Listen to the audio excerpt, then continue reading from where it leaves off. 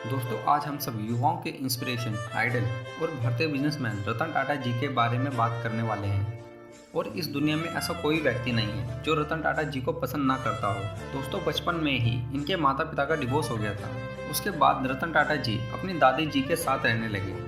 बचपन से ही उनकी दादी जी ने उन्हें एथिक्स और मोरल का पाठ पढ़ाया, यानी कि चाहे कुछ भी हो जाए तुम्हें ऐसा कोई भी कदम नहीं उठाना है जिससे खानदान पे कोई आँच आए, और इसको रतन टाटा जी ने आज तक फॉलो करते हुए आए हैं। अपनी हाई स्कूल की पढ़ाई खत्म करते ही रतन टाटा जी ने अपने हाईएस्ट एजुकेशन के लिए अमेरिका के कॉर्नेल यूनिवर्सिटी में एडमिशन लिया। ग्रेजुएशन कंप्लीट करने के बाद उनको IBM से जॉब ऑफर हुआ। तब IBM उस वक्त दुनिया की सबसे बड़ी कंपनियों में से एक थी। कुछ महीनों के लिए रतन टाटा जी ने IBM कंपनी में नौकरी भी की, लेकिन उनकी दादी की तबीयत खराब हो गई। उसके चलते उन्हें वापस भारत लौटना पड़ा। भारत वापस आते ही रतन टाटा जी ने टाटा स्टील में काम करने लगे, पर यहाँ काम करने में इनका कोई दिल नहीं लगा। जब ये बात उन्होंने JRD टाटा जी से कही तो उन्होंने नेल्को कंपनी को संभालने के लिए रतन टाटा जी को दे दिया। नेल्को कंपनी इलेक्ट्रॉनिक सेक्टर में काम करती थी और वह उस वक्त बहुत लॉस में चल रही थी। दोस्तों अब यहाँ आता है ट्विस्ट। रतन टाटा जी ने नेल्को कंपनी को टेक ओवर करने के बाद कंपनी में हो रही गलती को ढूंढने के लिए रतन टाटा जी ने कंपनी को एनालिसिस करना शुरू कर दिया।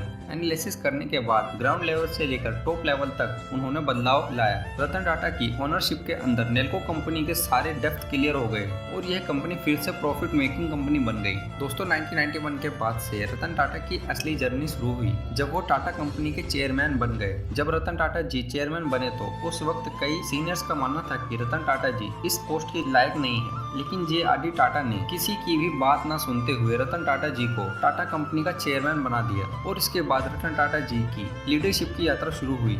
रतन टाटा जी पहले से ही विजनरी इंसान थे और अब तो उनको ऐसा मौका मिल गया था अपने विजन को इम्प्लीमेंट करने का। अपने विजन और अपनी मेहनत के दम पर रतन टाटा जी ने टाटा की सारी कंपनियों को प्रॉफिट मेकिंग कंपनी बनाया। दोस्तों रतन टाटा जी विजनरी इंसान होने के साथ साथ एक मास्टर कम्युनिकेटर भी थे, जिससे वे अपने आइडियाज और विजन को सही तरीके से दूसरों के सामने रख पाते थे। रतन टाटा जी की सबसे बड़ी खूबियों में से एक खूबी यह थी कि उनके पास जो भी काम कर रहा हो वो उनको देखकर इंस्पायर हो जाता था, जिससे दूसरों के अंदर सेंस ऑफ कैपेबिलिटी पैदा हो जाती थी कि मैं यह काम आसानी से कर सकता हूं, और यह एक ग्रेट लीडर की निशानी होती है। 1998 में रतन टाटा जी ने कोड ऑफ कंडक्ट को इंट्रोड्यूस किया, जिसके मुताबिक हर टाटा कामगार को सेम रिस्पेक्ट मिलेगी। बहुत सारे कामगारों ने कोड ऑफ कंडक्ट को साइन करने से मना कर दिया, लेकिन रतन टाटा जी ने हार ना मानकर सभी से इस कोड ऑफ कंडक्ट को साइन करवा ही दिया। अब जो मैं किस्सा आपको बताने वाला हूँ वो शायद आपने कहीं पर सुना या पढ़ा होगा, पर इस वीडियो में यह किस्सा ऐड करने से मैं खुद को रोक नहीं सकता। दोस्तों मुझे यह लगता है कि इस किस्से के बिना रतन टाटा की जीवनी कंप्लीट हो ही नहीं सकती, इसलिए दोस्तों इस वीडियो के अंत तक बने रहिए। किस्सा कुछ ऐसा है कि साल 2000 में रतन टाटा जी का ऑटोमोबाइल सेक्टर बहुत ही लॉस में चल रहा था। इस पर रतन टाटा जी ने यह डिसीजन लिया कि वो अपनी टाटा मोटर्स को फोर्ड कंपनी को बेच देंगे। इसलिए वो अपनी टीम के साथ बिल फोर्ड जी से मिलने के लिए चले गए। बिल फोर्ड से मिलने के बाद उनका बर्ताव रतन टाटा जी को पसंद नहीं आया, क्योंकि बिल फोर्ड जी ने रतन टाटा जी से कहा कि हम आपसे ये कंपनी खरीद कर हम आप पर एहसान कर रहे हैं। रतन टाटा जी को यह बात बहुत चुभ गई।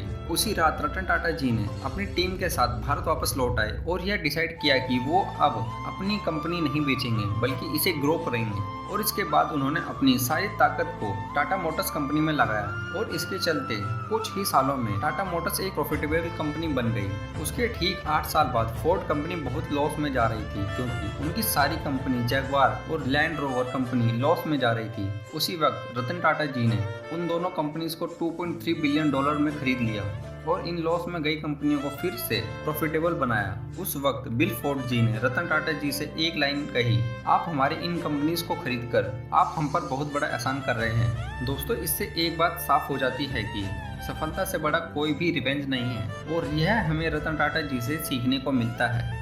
दोस्तों वीडियो कैसा लगा कमेंट करके जरूर बताएं, और ऐसा मोटिवेशन वीडियो पाने के लिए चैनल को सब्सक्राइब करना ना भूलें।